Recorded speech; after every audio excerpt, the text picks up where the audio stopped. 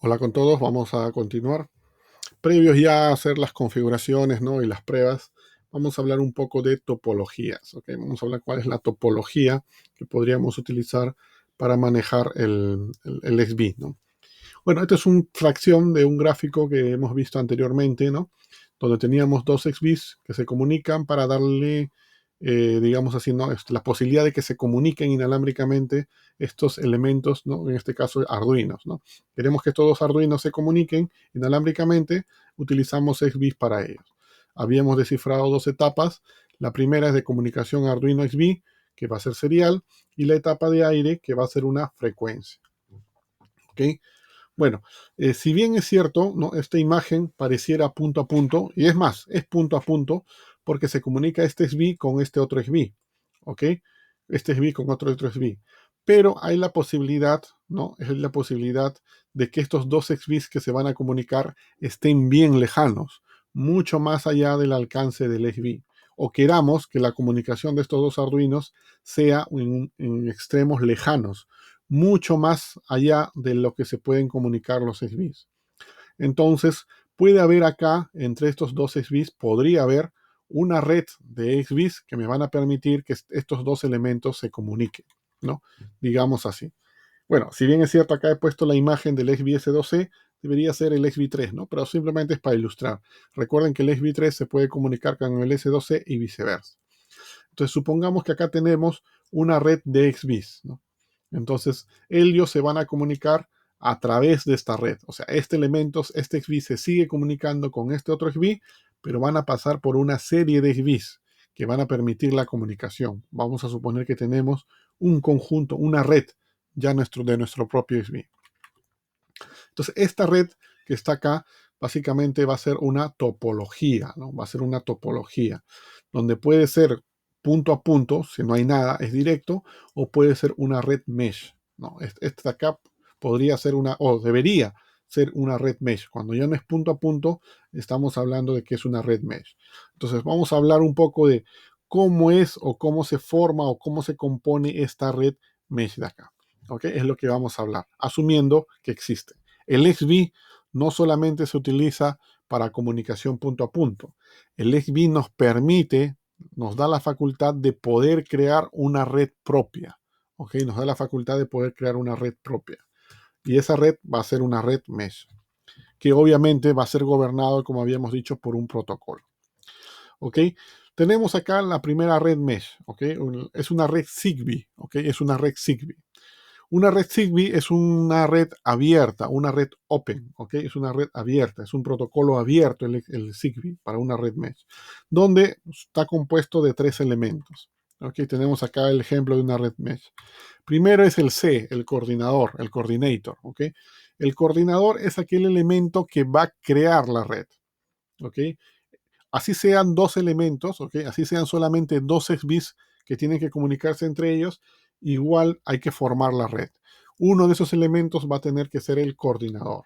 El coordinador es aquel elemento que crea la red. Y, ojo, es único, ¿ok?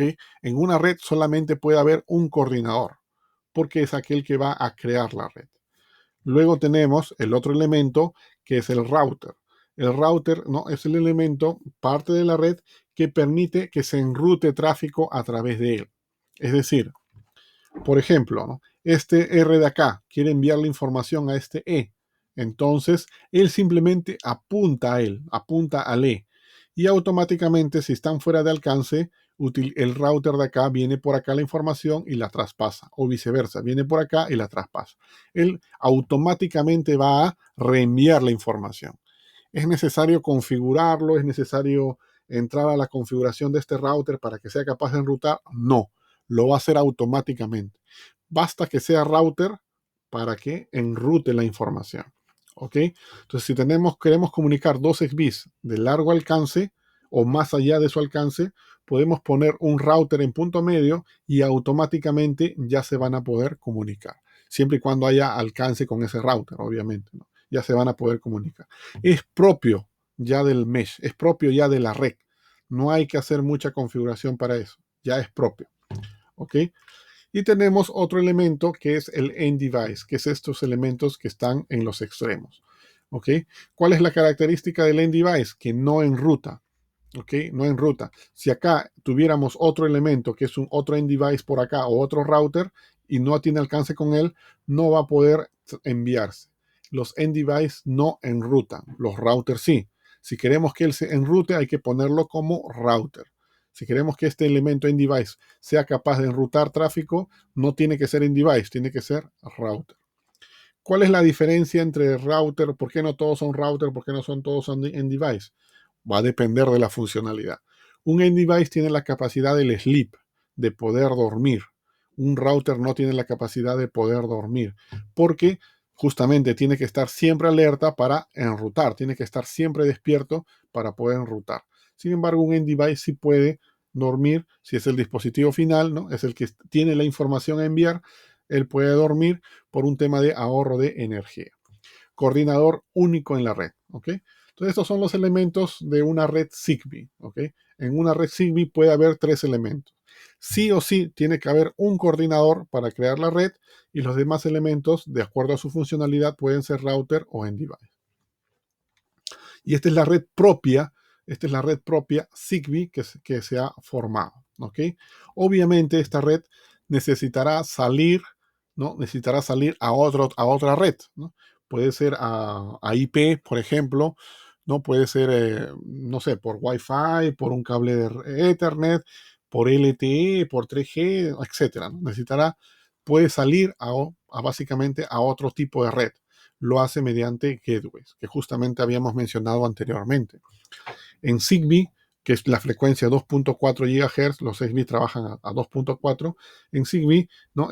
Trabajamos con gateways, o se podría trabajar con gateways, que nos van a permitir conectarnos a nuestra red Zigbee y a la vez conectarnos mediante cable de red, mediante Wi-Fi, mediante 3G o 4G a una red externa, ¿no? En este caso a una red IP. ¿Ok? Básicamente. ¿Cuándo se utiliza Zigbee o cuándo conviene utilizar Zigbee?